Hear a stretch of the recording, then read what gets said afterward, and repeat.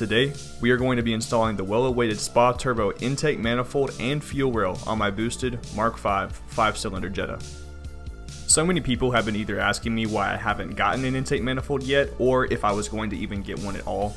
And to answer that question, it is a definite yes. This build started out solely as a budget build, as you can see, but over time, it's slowly grown into something that I can be proud of. At the end of the day, I still run a cheap turbo, cheap intercooler piping, and many other affordable things. But the intake manifold is something that you're going to want to upgrade if you're wanting to push anything more than about 13 pounds reliably.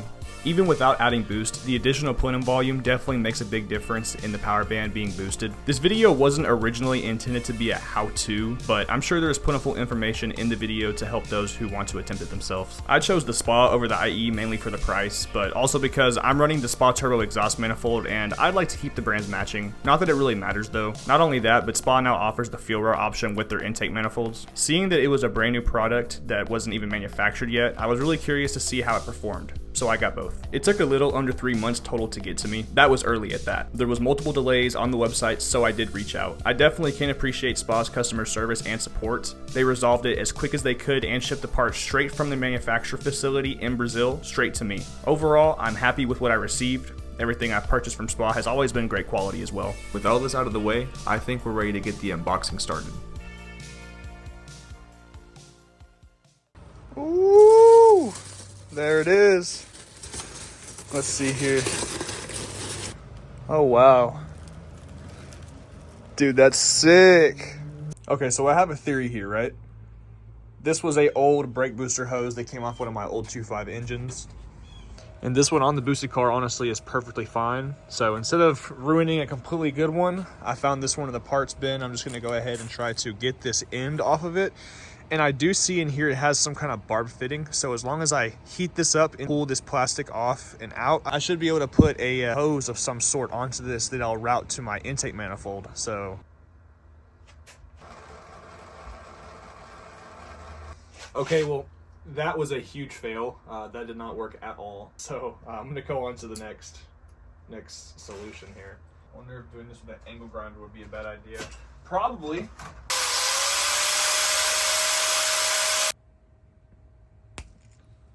It's not the prettiest, I know that, but I mean, it's gonna work. I know I got a little bit too happy with the angle grinder, but the structural integrity is still there. It's not flexing at all or bending. I mean, this is gonna definitely work. I don't see why it would not work.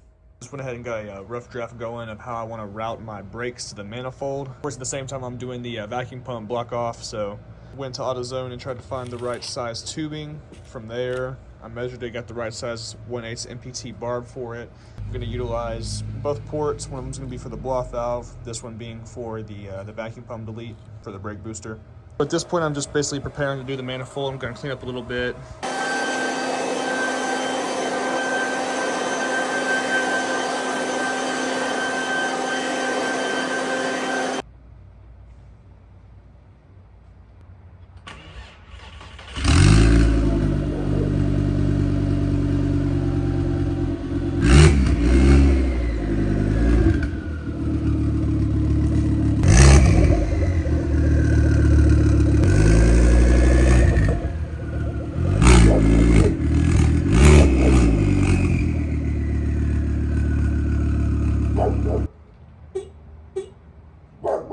So now that we're at the part of disassembly, I'm gonna go ahead and just at least crack some of these intake manifold bolts loose. You do always have to make your own little special tool when trying to get these intake manifold bolts out, just because the tolerances is so tight whenever you put your socket in here. You can't really just use a typical 3/8 socket and then an Allen head key. That's basically what I did.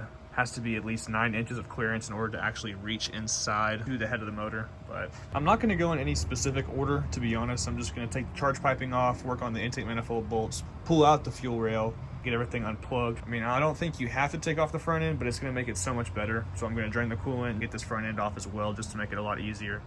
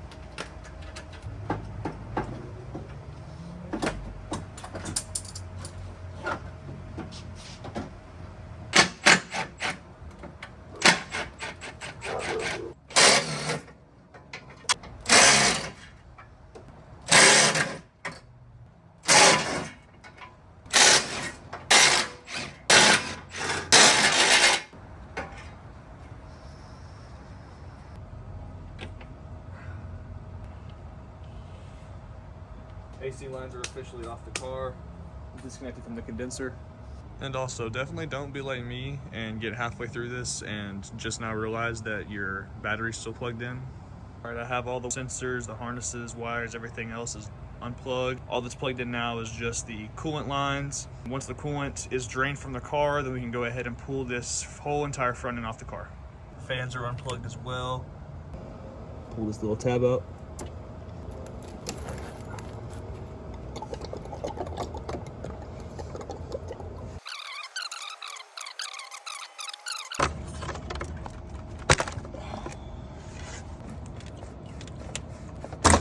There we go.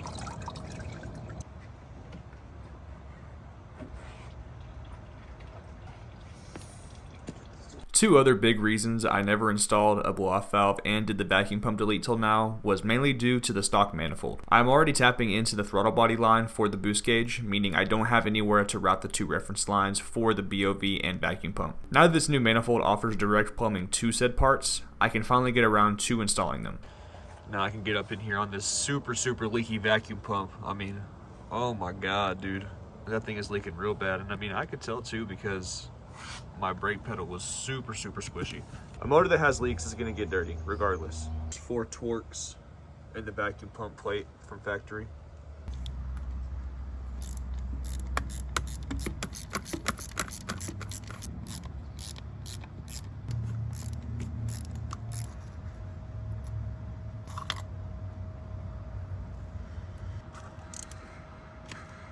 The bolt was so dirty, I think it just stripped. There's no way. I should have known better than to do that.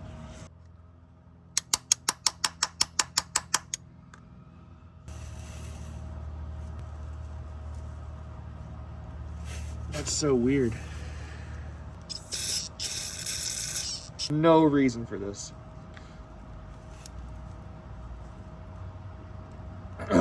Nah, something's wrong. There's no way. There's no way that bolt requires that much torque. There's no way.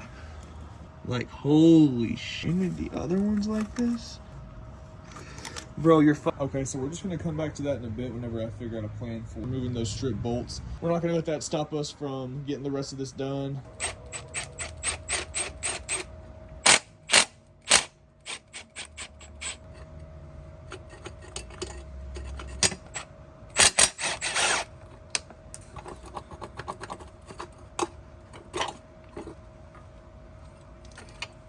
I just need to unplug the oil pressure sensor real quick and slide that through, like so, and then boom.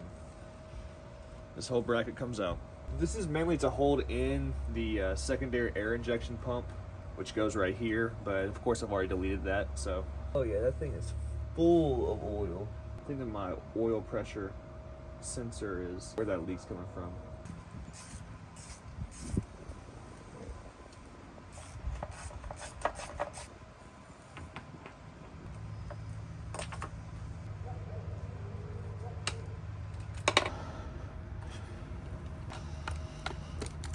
Got my purge line off the throttle body.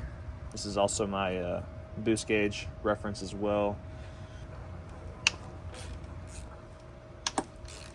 And now I'm just going to use this driver now that they're cracked loose.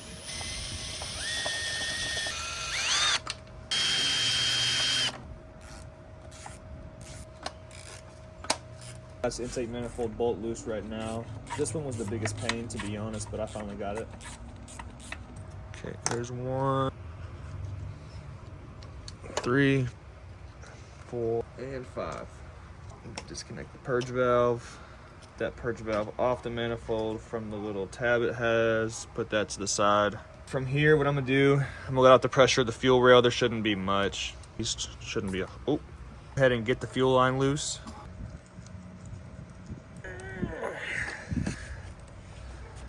Fuel hose is off, going to the fuel rail. Take this fuel rail out with all 5 injectors. So that sensor's loose. The fuel injector harness come up and over.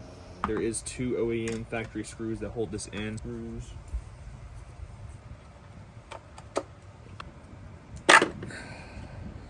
Just like so. Coming over to the passenger side of the car, you can see that there is a line right here that's attached to the manifold, as well as this line that attaches back behind the throttle body right here. After that, this whole entire assembly will be ready to go ahead and come off the car. One of the last things supporting it should be this pickup tube holder. You just want to literally get a flathead and jam this down. It should come out relatively easy. There you go. And now this is free.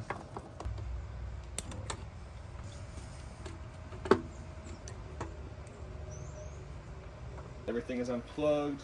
Should be able to pop this intake manifold off now.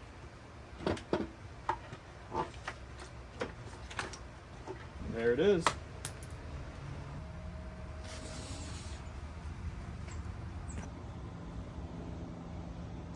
Now that this intake manifold is removed, you can really see how important it is to remove the front end. Imagine trying to do all this with the front end in your way. I know it's possible, but I personally didn't want to add the headache. You can get this entire front end off within 15 minutes, so you might as well do it. So comparing these two manifolds together, we can definitely notice that in simple terms, SPA used the stock manifold and created a cast copy with added plenum volume and overall still resulted in a cost-effective solution while also providing better performance. Look at all this buildup from over the years. That's insane. I got my Orb AN fittings on the way right now. Those should be here today for the aftermarket intake manifold and the fuel rail, just because I needed a 10 AN to block off. Here, I'll show you. So on the SPA intake manifold, there's a 10 AN port that you would use for your stock PCV system. I am not going to use that. I just have this one capped off on the other manifold. So I have a 10 AN Orb bung, block off bung I'm gonna put in there. Of course, on the fuel rail, there's two different returns. There's one on this side and there's one on this side. From my understanding, it's going to be this one that's capped off with the 8 AN Orb. And I'm going to use the other 8 AN fitting for this side. It should go to the 5/16 or 5/8, whatever the actual stock fuel hose is that connects the fuel rail. So this right here is just a little test fit. I don't have any bolts in it at all. I literally just set it down just to see what it looks like on the car. And I have to say, it does look sick. Being boosted, I'm not that concerned over how good this flows compared to other competing alternatives such as IE. If I was installing this on an NA07K, then yes, I'd for sure want to do some comparisons over the IE power band versus the SPA power band. My only concern really was being able to hold more boost. SPA claims a max working capacity of 145 PSI and an internal volume of 6.2 liters. That being said, I'm going to transfer everything I need to this manifold to get it ready for boost. I'm going to prepare it. I'm going to clean it out, get the burrs out of it from whenever they create these cast manifolds. There are some imperfections on the inside, so you will just wash it out, power wash it, get everything out of the manifold to make sure it won't suck into your engine. I have multiple different Orb fittings here for my manifold and for my fuel rail. Got the O-ring on the Orb fitting. I torque that down. Yeah, that wasn't bad. I didn't even really damage it.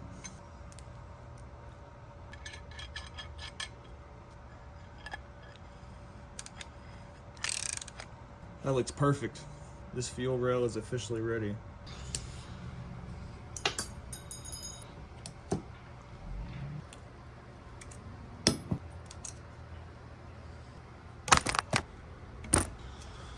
Ow. There has to be a better way to get these out. Like, holy shit. Good thing I'm not using this fuel rail for anything. I mean, look at how much thicker that fuel rail is than the stock one.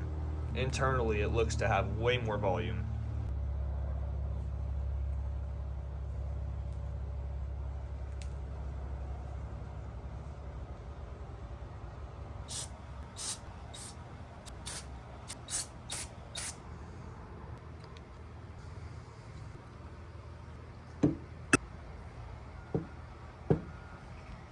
I got done assembling the new fuel rail, and in order to put it into the manifold, I have to make sure there's pressure washing it, trying to get any excess burrs or metal out.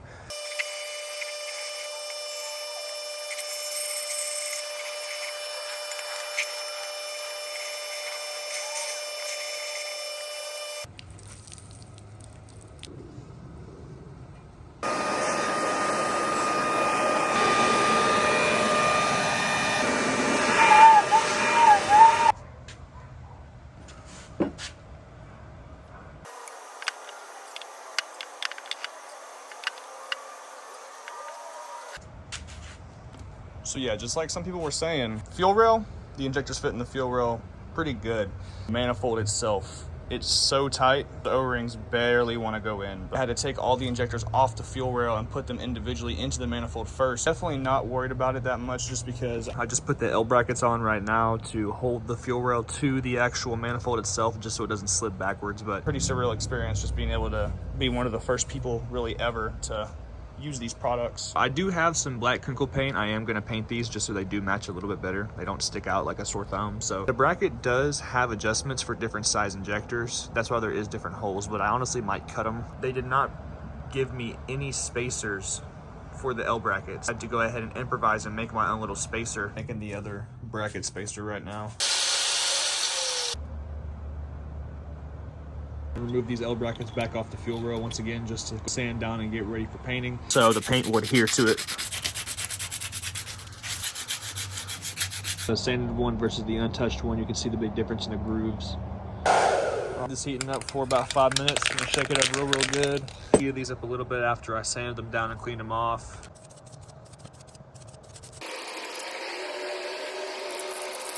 Coming around to the other side here.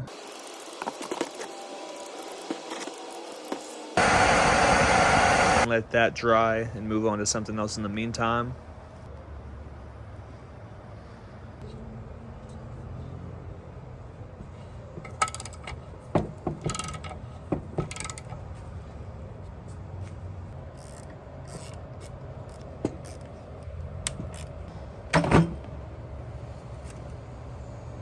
And bust out the intake manifold gaskets and throttle body gaskets. These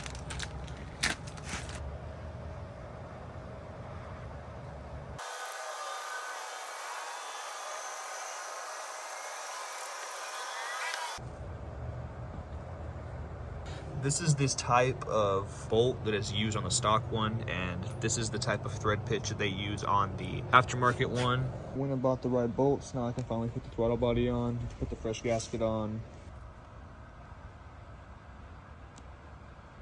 So now that these L brackets are fully cured, I'm gonna slap these on back to the manifold. Out the gate, that matches so much better.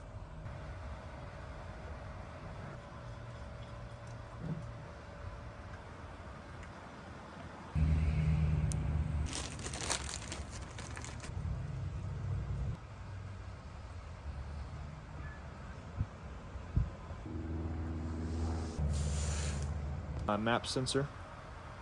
Got my different sizes installed. This one, smaller ones for the blow-off valve, bigger ones for the brakes. Got the map successfully torqued down, everything's put on.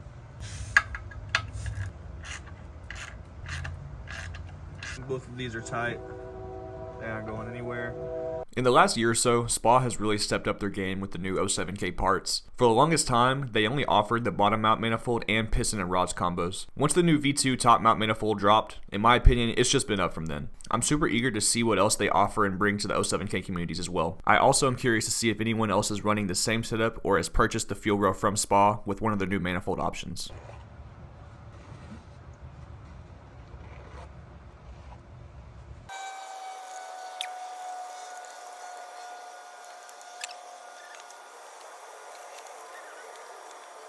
It looks so good on this car, especially with the fuel rail as well. I'm just running the manifold vacuum hoses right now that I'm using. Running the brake booster hose back here. Got it ran. Went ahead and cut it to size. It's right there. I need it to go in right there. Got that braided line on. Probably gonna put the check valve right here, right before it.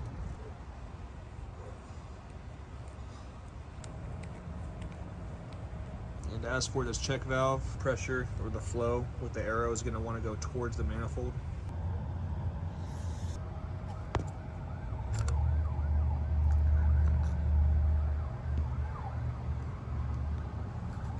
Got the torque wrench out. Forms say 9 Newton meters, so that's about 80 inch-pounds.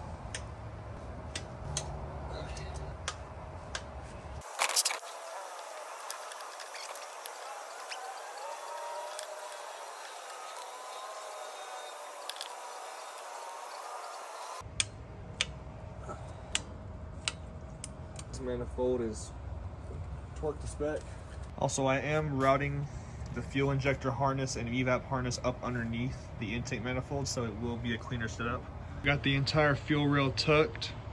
So I'm just gonna tuck the purge valve back in this crevice back here with a little bit of a longer hose.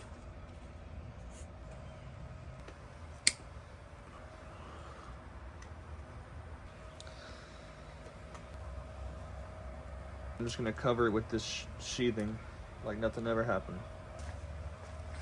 Purge valve is on, routing it underneath. As you can see right here, head and put that on this pipe. Now that that's on, we tuck that back here out the way. Already, this looks so much better. Only thing I need to do now is plug in the fuel rail. I think that we're good to go ahead and start putting the front end back on and reassembling the car. All the way back there as well, so we should be good.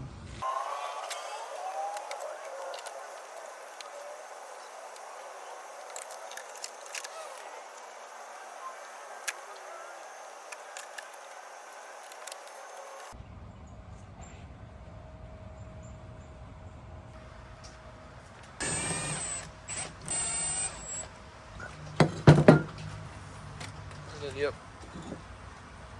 Because I really don't know the orientation I want to go with it yet, so I'm probably going to leave these loose and just do that on the car. And this one. So yeah, I'm definitely going to have to bring that more back, but I'm going to put the headlight in first just so I have a general idea of how much clearance I have and how much room to work with. Let's go ahead and add the blow-off valve right now.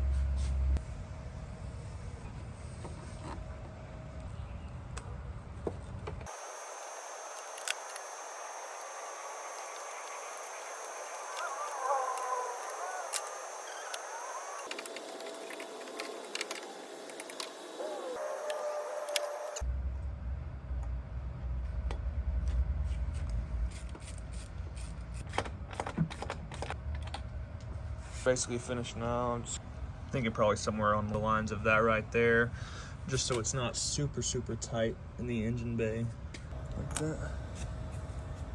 Wow, looks so good. It was definitely worth all the effort.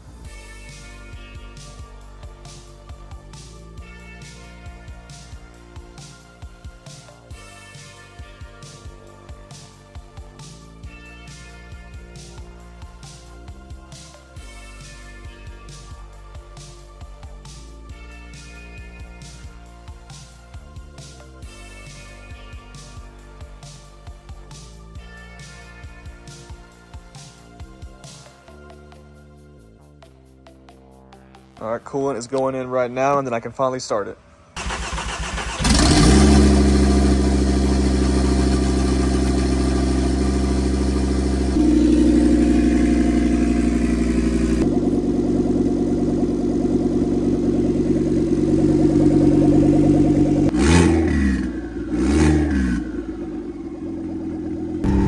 Holy shit!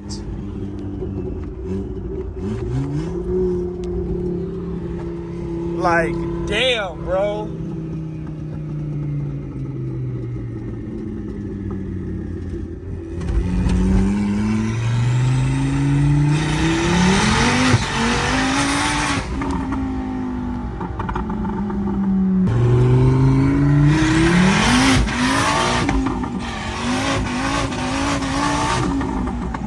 All in all, I'm happy with the results. I appreciate everyone for tuning in. The support recently has been great, and all it does is further push me to keep the content rolling out. Longer format videos are more my thing, as well with a lot of people. I'll try to keep most interesting videos around 30 minutes. Anyways, that wraps this up. Until next time, later.